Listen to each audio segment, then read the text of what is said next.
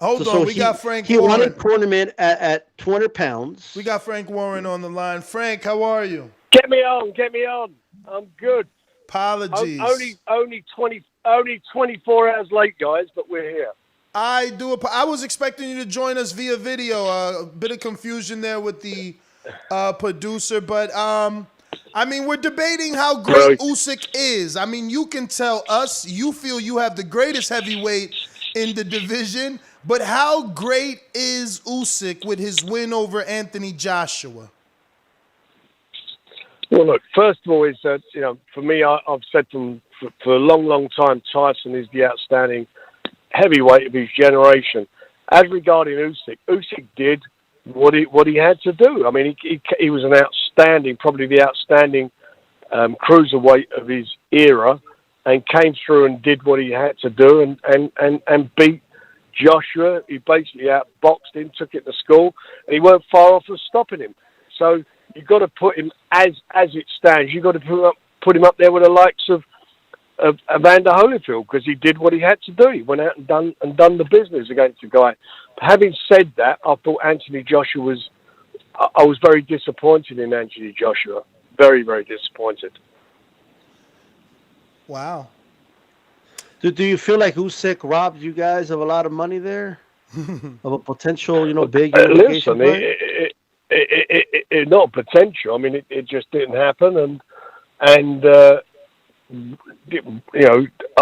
more than being robbed, I thought that Anthony Joshua handed him over the keys to the safe.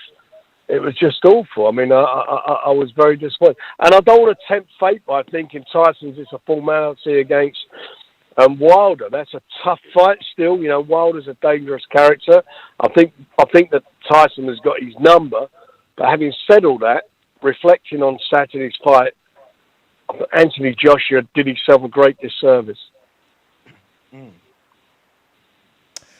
Now, Frank, do you think that Usyk does it again on the second fight? Or do you think AJ walks away from the Oh, okay. Look, AJ, Anthony Joshua, his big thing that everybody bought into was his power. The fact that he was a big guy and he had tremendous punching power. Once you're not throwing those shots and you're not a great boxer, then you are what you are. And the fact of the matter was, for me, the writing was on the wall after the first Ruiz fight was what it was, and all the excuses were made for it. But the second Ruiz fight was more telling for me, because Ruiz looked like he trained in his larder, as we all know, and came in, and I think it was in the fourth round, he clipped Joshua. He threw a really good left hook and clipped him. And Joshua then went on the back foot completely. And I'm thinking to myself, what is this big guy? Why is he not imposing himself? Why isn't all the attributes that he's got, which is his reach, his jab, he can throw a right hand. Why isn't he doing this? And he just didn't do it. And you sort of reflect on looking back over quite a few of his fights over the past few years. He's wobbled a few times. He's been caught. He was caught for example, by Dillian White. Takam. They all wobbled him. And it comes to a stage where big punchers, when they're throwing big punches, they leave themselves exposed. And if you're worried about being exposed, then you don't throw the big punch, and that's what happened on Saturday. So, what do I think of the second fight? I think that Usyk will come out stronger if there is a second fight. I think he'll come out much stronger, and I think that he will do a job. He would maybe next time stop him. He said something at the end of the last fight through his interpreter. He said that his instructions were to just box him and not go for a knockout. And by the way, there should be a big shout out for his trainer, Lomachenko. I thought put Robert McCracken to shame. He got his tactics dead right. Anthony Joshua didn't do anything different from round 1 to round 12. It was just repetitive. And I thought I'd do a column in a British newspaper, and I said that I would think the tactics will be from Joshua to go out in the early stages of the fight, impose himself, get behind his longer reach, his jab, and let his right hands go, and try and take him out. Well, he didn't do that, and I said that if at the end of the fight Usyk was still standing, that Usyk would get the decision, because obviously he'd have outboxed him. What I was surprised with how he outboxed him, because I expected him to get under the jab and try and work inside, with body shots and uppercuts. He didn't do that. He was beating him to the jab. He was beating the guy with all the physical better attributes to the jab. He was out jabbing him. Frank, would you consider Anthony Joshua, or rather Usyk's win over Anthony Joshua, a questionable heavyweight win? No, it's an emphatic win. Okay. Just making sure. Well, I mean, well, let me ask the question. Let me ask you a question. Why would you even say that? I mean, what in that fight would make you think that there was any doubt about it? I mean, he outboxed him. I mean, based off comments and articles, people feel like that wasn't Joshua. He wasn't there. Something wasn't right. It looked like Anthony Joshua to me. You mean the same bullshit that they said after the Ruiz fight? I guess. Look, I mean, after the fight, I think something to say. I'm going back to he's still learning. He needs to learn his trade. He's 32 years of age. He's not some young rookie. What planet is everybody on here? He got beat by the better fighter on the night who showed more balls than he did. And that's the bottom line of it. This guy went into camp for 6 months, trained with an exceptional trainer who, for me, his son, up and probably until about 12 months, 18 months ago, was the number one fighter on the planet for me. They got done everything right. Why are people looking at excuses for Joshua? There's no excuses. He got beat by the much better fighter. I did an interview the other day. There's adages in boxing. A good big un always beats a good little un. And a boxer will always beat a puncher. But do you know what happened on the night? A good little un beat an average big un. If Tyson Fury had been in there with him, who matches Usyk in every aspect of boxing skills, hand speed, jab, movement, everything, except for Tyson is a much bigger guy, much more powerful, got a longer reach and a better punch. How long would Joshua have lasted? That would have gone 3 rounds. He was wobbling in the 3rd round. Frank, obviously October 9th is around the corner. Bob Arum has already come out and said that he would like Anthony Joshua to accept step-aside money, allowing Fury, if he wins, to go into undisputed. If Fury wins, do you even believe that's possible? As a promoter, would that be something you recommend? Bob did say that he would be guaranteed a shot at all the belts. Well, first of all, that's Tyson's decision. And he's got to come for his fight yet. I mean, I don't want to, listen, in boxing, anything can happen, especially with the big guys. I expect Tyson to come through. I expect him to be victorious. But at the end of the day, we all know that Deontay is a massive puncher. It's going to be an interest. I actually think it's going to be a much better fight out of the 3 of them, because I think that the only way that that Deontay can win the fight is to come out and to be letting his bombs go. He ain't going to outbox in a million years. He's never going to outbox Tyson Fury. He's not going to outjab him. The only chance he got is to go out and throw his bombs and try and take him out. And if he does that, I think it's going to be a spectacular fight, because I think Tyson will respond. I expect Tyson to beat him again, but as I say, he's a big guy and he's dangerous. We've seen that on many occasions. But if Tyson comes through, then that'll be his decision. If he wants to go ahead, if he wants to fight Usyk, then so be it. If he doesn't, he doesn't. But I've got to be honest with you, I can't see in a million years Matchroom, who are Joshua's promoter, recommending that. They whatever the clinging by their fingertips in the heavyweight division, they will want to try and get those titles back. Will they get them back? I don't think so, because I don't think Joshua is capable of beating an Usyk. Usyk's a brave, tough guy. You know, the other side of it, you know, you just park the boxing up for 1 second. He went into a stadium with 65,000 people there, and those 65,000 people, probably bar about 500 people who were supporting Usyk, were all behind Joshua. He went into the Lions Den, didn't he? Did to go into the Lions Den. He owned the Lions Den. Frank, do you think Usyk's a better matchup for Fury than AJ stylistically? I would prefer the AJ fight because I feel that Tyson would always have his number. I've always said that from day one. It's like, you know, the second fight that Tyson had with Deontay. I said that he'll stop him, and I felt he'd stop him because I felt he'd take centre ring, push him back, and negate all his strengths. And his strengths are his big punches.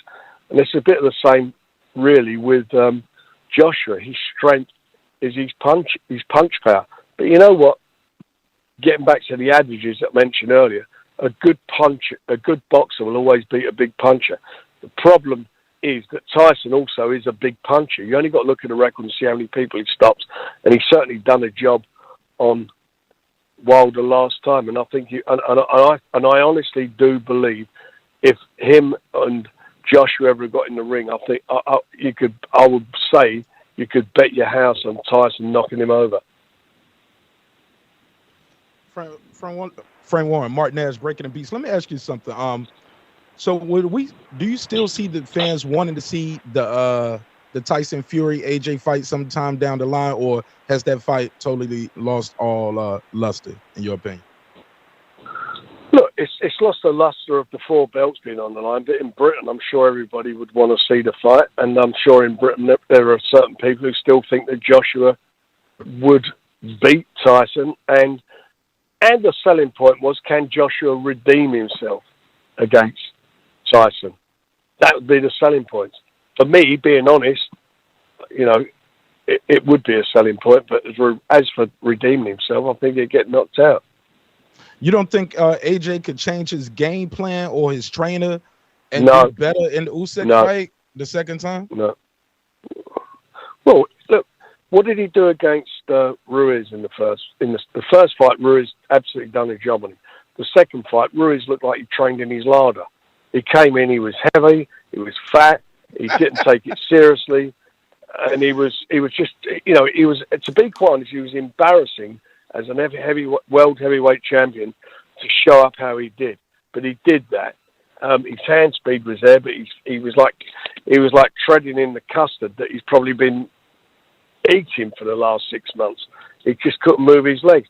And as I said earlier on, he caught him with a good shot in the 4th round, and he fought on the back foot. And he fought on the back foot because I think he's, you know, it's a horrible thing to say, but I'm going to say how it is, because I think he's a bit gun-shy.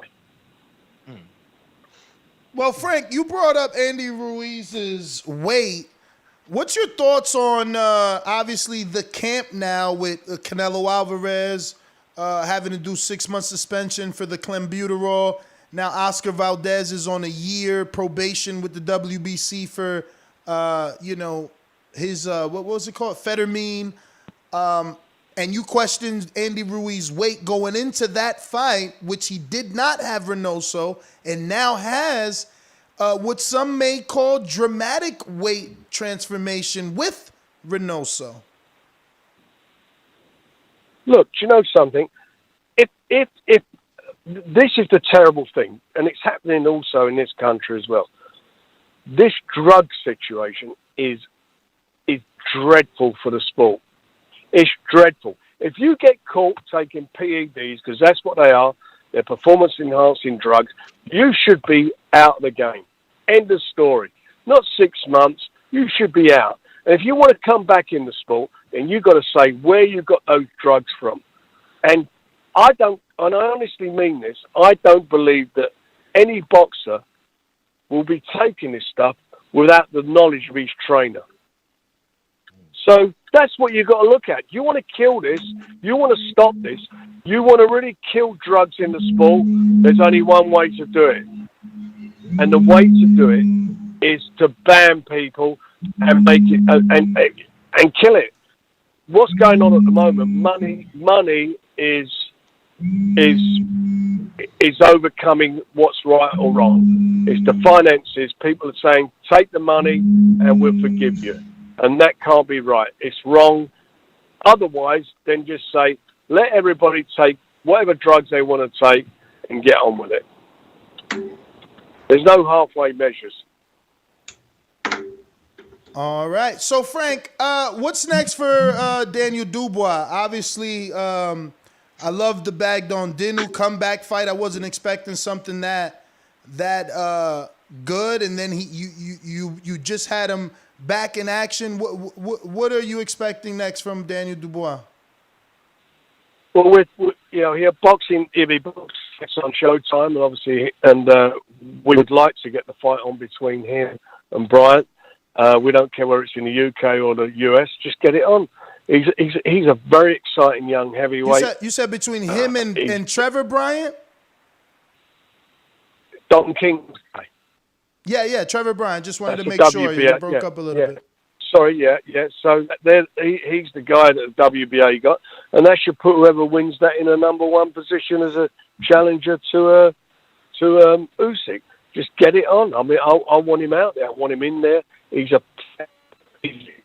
powerful. He's strong, and we just want to get him out again. He'll fight again in early December, and hopefully that'll be on Showtime. All right. And really quick, obviously, it's being reported that Tommy Fury turned down over $1 million to fight Jake Paul. It was $1 million. Okay, dollars. Yeah, I mean, we've been talking, and he's turned it down, and we're still negotiating. I'm really hopeful. I'm still hoping we can get this sorted out and over the line. All right, you're hopeful and you're looking to get it sorted out because you're breaking up slightly. Yeah, sorry, I'm in the car at the moment, a little bit of an area, not a good area. But as I say, I'm hopeful we can get it over the line. Hey, Frank, did Usyk solidify himself as a Hall of Famer in your opinion with this big win over Anthony Joshua, or does he has more to prove? So he's a Hall of Famer based on the way performances. Say that again, please. He's a Hall of Famer based off what he's done at cruiserweight. Has he surpassed Evander Holyfield in your eyes? Not yet. I mean, I look at fighters that Evander fought.